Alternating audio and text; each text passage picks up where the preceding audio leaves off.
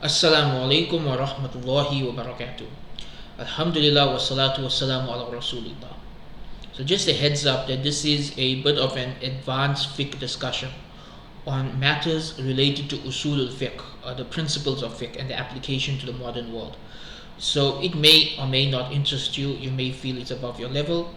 Whatever the case, I just wanted to get my thoughts out on record so that I could share with you a bit of what I've been thinking about recently. And some of what I'm going to share with you right now may contradict some opinions that I held when I was younger, and that's fine. As we study fiqh and grow in our knowledge of the principles and the application to the modern world, our opinions may change over time, and that is perfectly fine. And that as long as it's done in the correct methodology, there is a lot of room for difference of opinion on many fiqh issues. Now, the issue that I wanted to discuss today from a very different perspective from how I've done in the past is the concept of urf, or local culture, right, as a source of fiqh. Now, some of you may be aware of this. One of the usul, or the sources of Islamic law for secondary matters, is urf, local culture. And the qaida that this is based on is al-adat muhakkamat, that the local culture is the deciding factor. Meaning, when there is a clash of cultures, you go with the local culture, not the foreign culture. And the way I've been teaching this and applying this for the past decade or so, I've been saying that if you're living in a Western culture, you should not be importing Eastern cultures, right? But I'm actually going to push back a bit against that today, right, on specific issues, because I want to dive a bit deeper. I want to dive a bit deeper into why this principle exists, how it organically evolved over time, and why I don't think it necessarily applies to all aspects of Western culture compared to Muslim cultures, right?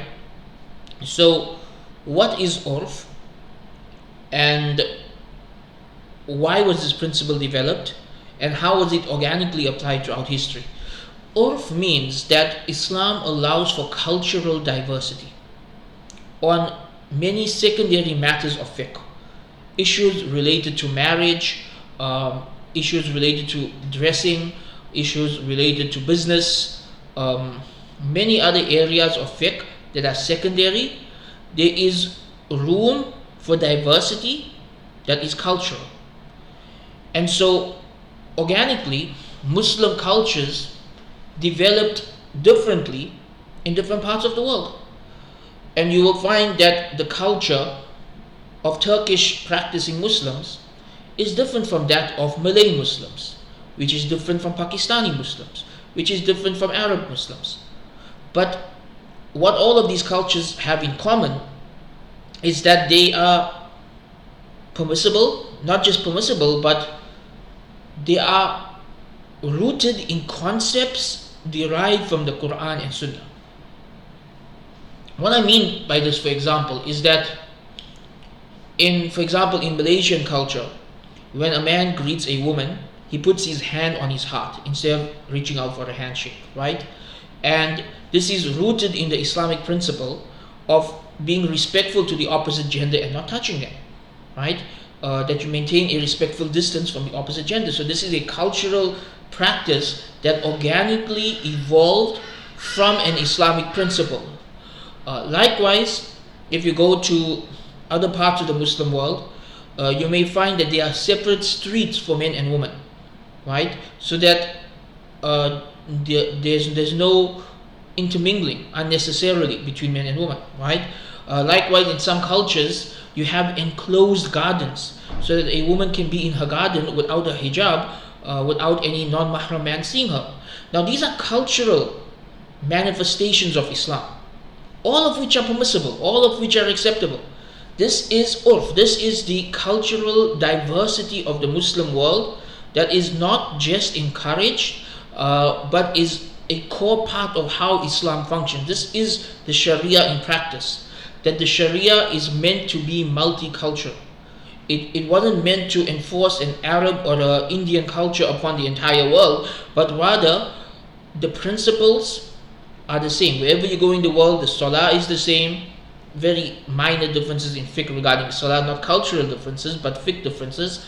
The 5 pillars are the same, the core beliefs are the same, the adhan is the same, but there are cultural differences, right? The way that hijab is, the way that women cover their aura, right? So, for example, in some cultures, there is the covering of the face. In other cultures, not as many women cover their face, but they still dress modestly with their hair and everything else covered as well. In some countries, it's only dark colors. In other countries, it's brighter colors. All of these cultural diverse practices evolved organically over a long period of time based on Islamic principles. That how can we take these principles and naturally make them part of the way people live their lives? And so you'll find that people living in these parts of the world, many times they practice Islam unconsciously. They don't even realize that their cultural practices are Islamic. And you'll find even the non-practicing or the secular members of these communities will have a lot of Islamic practices in them that are just a part of their culture, right? Because Islam has become so ingrained in their culture. So if someone, historically, the way the principle of urf would have worked in fiqh is that if someone migrated, for example, from Pakistan to Malaysia, right, and certain things are done differently in these two countries in terms of marriage or business or gender interactions or anything like this, then the fiqh ruling would be that you should adapt to the culture that you are moving to, right? That you should adapt to the culture that you are now living in. And in the past, this was almost exclusively done within Muslim cultures. So we had the broad framework of Darul Islam, right, of the Muslim abode, the Islamic abode, within which there were many kingdoms. And whichever kingdom you went to, in those kingdoms there are many different regions, and every region had its own culture. Sometimes every tribe had their own culture. But you as an immigrant, you could move anywhere within this Darul Islam, but you are expected to adopt to the culture, not to have the culture change to suit you as the new individual. So this principle is something that's very clear in our books of fiqh. It's something that's been applied many times over our history. It's particularly something emphasized in both the Hanafi and the Maliki schools of thought. And in recent times, there has been a push, since Muslims started migrating to the West, there has been a push for Muslims to adapt to Western culture based on the principle of urf, to various degrees. Now I think we all can agree that there are elements of Western culture that are haram, and no sincere Muslim will ask other Muslims to adapt to the haram aspects of Western culture, right? So for example, dressing immodestly, oh, it's haram, right?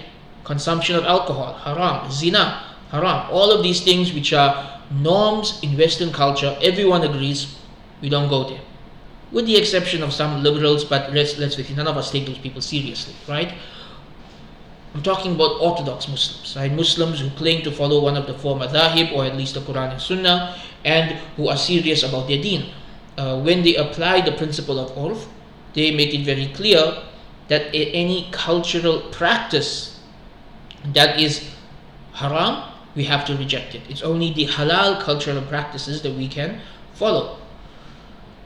But I want us to think a bit deeper about this, right? Because one of the things that's been bothering me about how we've been adapting in the West is that we're not looking at the roots and the goals of the culture and whether that is Islamic.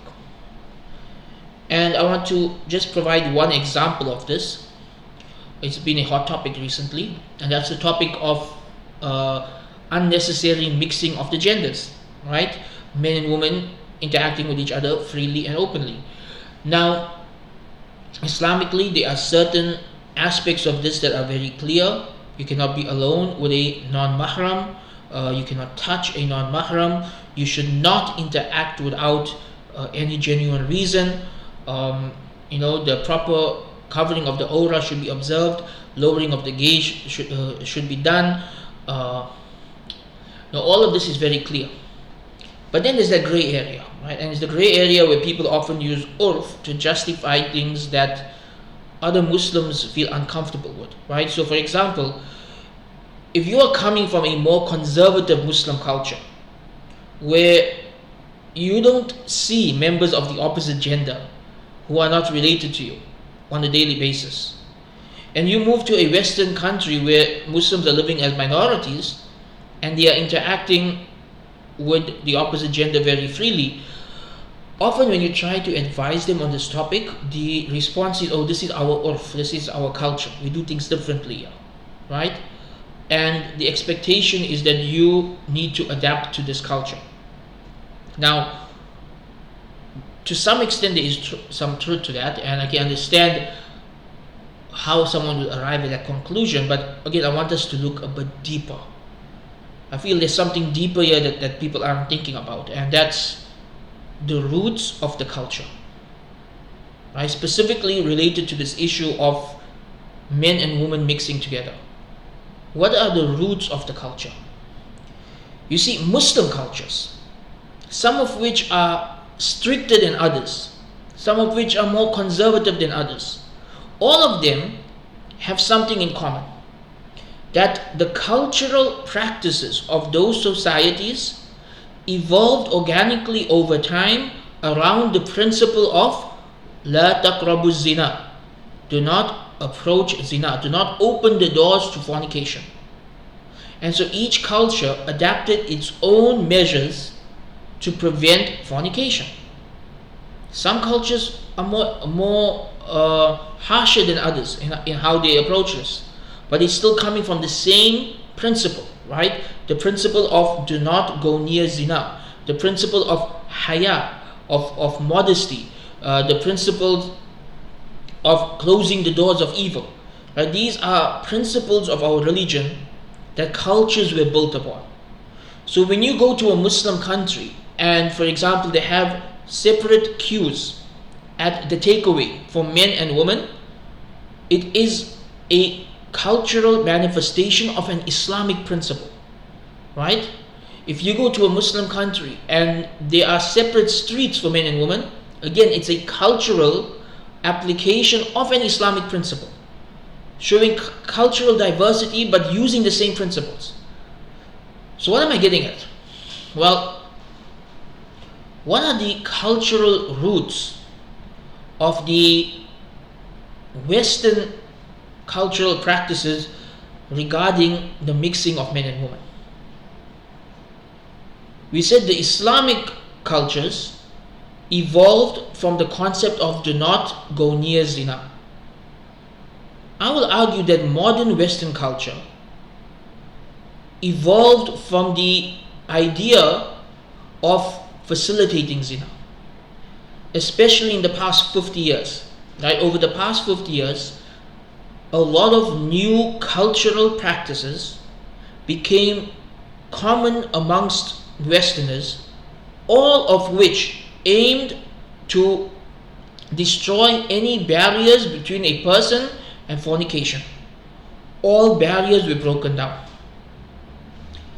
So in the past, if a Muslim moved to a conservative Christian country and they were told to adapt to the local culture, and the local culture was conservative, modest Christian ethics, and they just took the halal of that and they left the haram of that, that wouldn't have been that big a deal, right? But we're not dealing with Christian culture here. We're dealing with a culture that aims to facilitate zina. And my question that I want us to think about, if we are just saying follow the local culture, the question I want you to think about is a culture rooted in the facilitation of zina is this culture something that can be Islamized? It is something that we can take the principle of urf and say, okay, we'll accept some of it and not other parts of it. Or is it a culture that we have to completely push aside and say, hold on, we Muslims, we can't do any of that, right? Because the goal of this culture is the complete opposite of our goal. So what we find is that a lot of Muslims, they don't think this deeply about this topic, right? They simply say, oh, okay, the culture here is that men and women mix freely. All right, as long as I'm covering my aura, it should be fine, right? As long as I don't touch him, it should be fine. And then they end up doing things like meeting at coffee shops and hanging out together. And we have to ask ourselves: is this really Islamic? Is this something you can imagine Rasulullah sallallahu alaihi wasallam doing? Is this something you can imagine the Sahaba doing? The answer is no. It's not, right? We justify it on the basis of culture, but the culture itself is rotten to its core. The culture itself contradicts the very goals of the Sharia. So can we apply this culture? Now I know some of the pushback for this will be that this makes it difficult for converts, right? Because converts need to maintain some of their culture in order to, still interact with their families and to not become like complete aliens to their families. And I'm not saying that all of Western culture is wrong. I'm not saying that. But I'm saying for every practice we have to look at its roots and its goals. Why was this practice introduced to Western culture?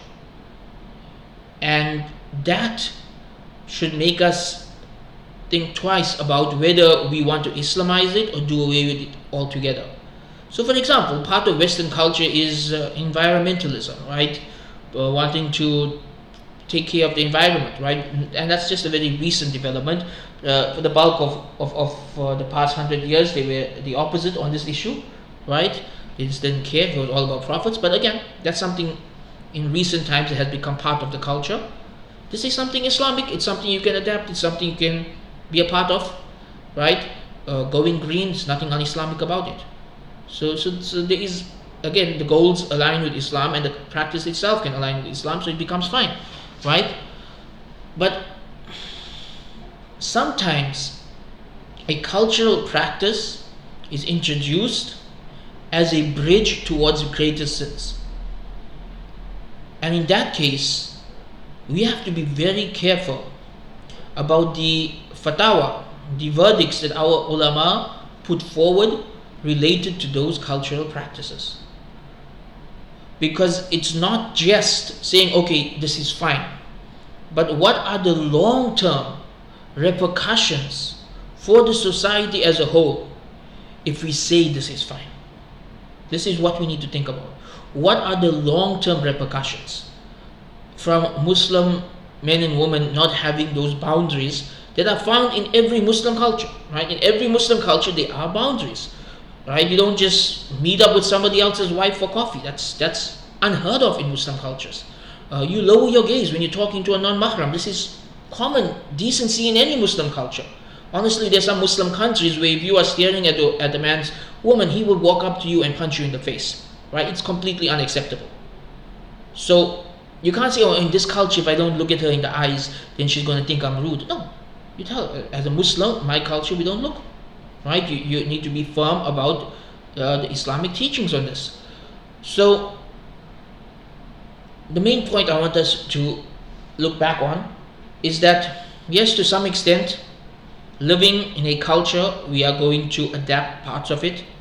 So for example, there's nothing wrong with a man wearing a shirt and pants as long as his aura is covered properly and he doesn't violate any of the principles of the male dress code, right? If that is the local culture, it's fine for him to wear that. But does that mean he should start shaving his beard if that's part of the local culture? No. Does that mean he should start dressing effeminately if that's part of the local culture? No. Right? So there are aspects where we're going to adapt. Our foods, our language, our clothing, some of it will change based on where we are living. However, I strongly advise anyone involved in deriving rulings for the cultures they are living in. Specifically, if you are living in a non-Muslim land where you are a minority, to look at the roots of the culture and the goals of the culture before just looking at the practice itself, right? It's one thing when you just look at the practice itself and say, okay, this practice isn't haram, it's fine. But hold on, what's the purpose of that practice? What is it leading to? Why was it introduced into society? What do they aim to accomplish through this practice? You need to look at all of that as well. You can't just say, oh, the practice itself is acceptable. Because sometimes the harms are on a deeper level and you can't see it straight away. You only see it 20, 30 or 40 years down the line. So you have to be thinking ahead, because this is an amana. Making fatwa, leading the community, being role models about the deen, all of this is an amana. It is a trust from Allah subhanahu wa ta'ala. We have to be very, very careful about how we do this. So to conclude, there may be statements I made in the past where I said that, oh no, this is not the local culture, so we don't need to do that. And there may be times today where you hear me saying the opposite. And it's not a contradiction, it's an evolution, right? That I have changed my opinions on many cultural practices that initially in my 20s I looked at those as harmless local cultural practices, but now in my late 30s, having seen society over the past 20 years, how these practices have harmed people, how they have destroyed marriages, how they have corrupted society, I have changed my opinion. And I have become a lot stricter on many of these issues. To give you an example of a fiqh opinion I held when I was younger that I do not hold at all anymore, and this may upset some of you, right? When I was younger, I held the opinion that it was permissible for a woman to travel without a mahram as long as it was safe and it was for a genuine need, right? And there is fiqh justifications for this. It was an opinion I learned from some of my teachers that they still hold to, and they have genuine reasons for believing that this is the correct opinion based on hadith, based on usul al-fiqh, and I respect their opinion, and I myself used to hold this opinion for over 10 years. But what I have seen over the past decade is that 90% of the time when someone took this fatwa and applied it, it was not for halal reasons. Like, if someone was traveling for umrah in a group, that's understandable, right? If you don't have a mahram, so you're going in a group, that's understandable. Same with hajj. If someone needed to go and study in a Muslim country and they went, it was understandable. But that's not what we're seeing people using this fatwa for, right? People are using it to justify business trips without their husband, holidays on their own, where unfortunately the stories that reach us of what people are doing on these trips is, I don't even have the words for it. It's astaghfirullah, that's what I can say. Astaghfirullah, just the stories we've been hearing and they have been reaching us. So now if someone asks me about traveling without a mahram, not only do I say it's haram for a woman to travel without a mahram, I also say it's makruh for a man to travel alone. And there is evidence for this from the hadith. There are clear ahadith stating that men should travel in groups and not travel alone. Because when you travel alone, it is very easy to commit sins. It is very easy to fall into sin, because you are away from that social structure that keeps you straight. You are in a place where no one knows you, where you can sometimes get away with sin without any repercussions, where no one's going to even know who you are or what you did, and the temptation is very strong.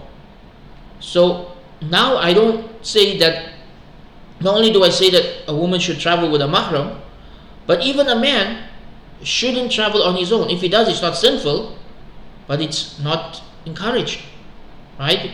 For two reasons. One, if something happens to him and he's traveling alone, then there's no way for him to get help sometimes. So for example, if you as a man are traveling alone to a country and they lock you up and put you in prison, or someone steals your passport and your phone and everything, and you don't know anyone in that country, then you are in a huge difficulty, right?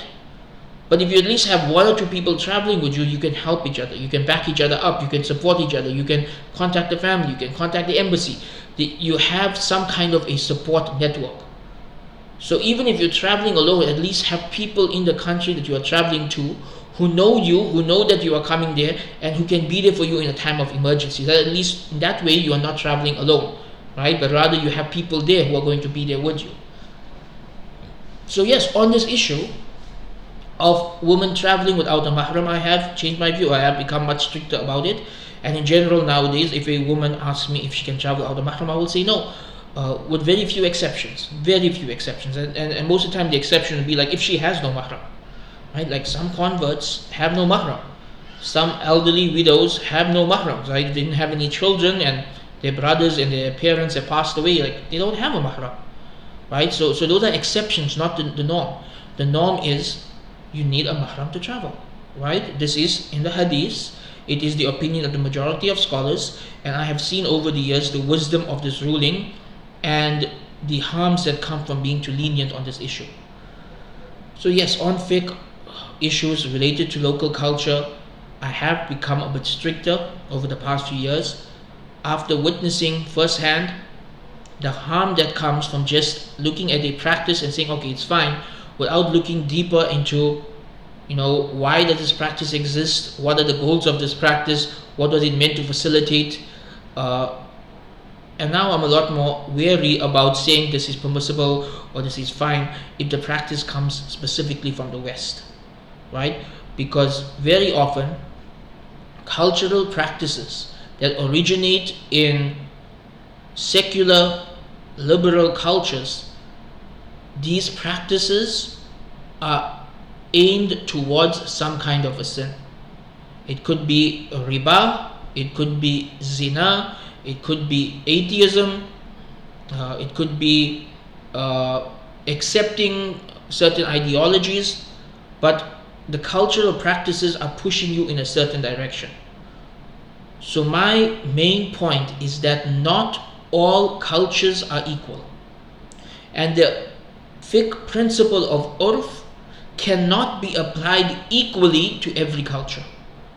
But rather with Muslim cultures we can be a bit more lax in terms of accepting cultural diversity, because these cultures have their roots in the Quran and Sunnah. But with cultures that originate in secular liberal philosophies and whose goals and aims are to facilitate sin, we have to be stricter. And we have to be very careful about what we say regarding these issues, because we do not know in many cases how harmful these practices really are. So those are my thoughts, and I'd like to hear your thoughts on this as well. Are there specific issues where you've noticed that when one switched from a Muslim culture to a Western culture, even though it seemed halal at first, but later on you realized it was a harmful practice? Are there any specific issues like this? Please raise them in the comments, because I would like to see if this principle I've taken can be applied to more issues, or even if I'm wrong. If I'm wrong, I'm wrong. Just let me know. So let's have a discussion on this, and I'd love to hear your point of view. Wa akhiru da'wana and alhamdulillahi rabbil alameen.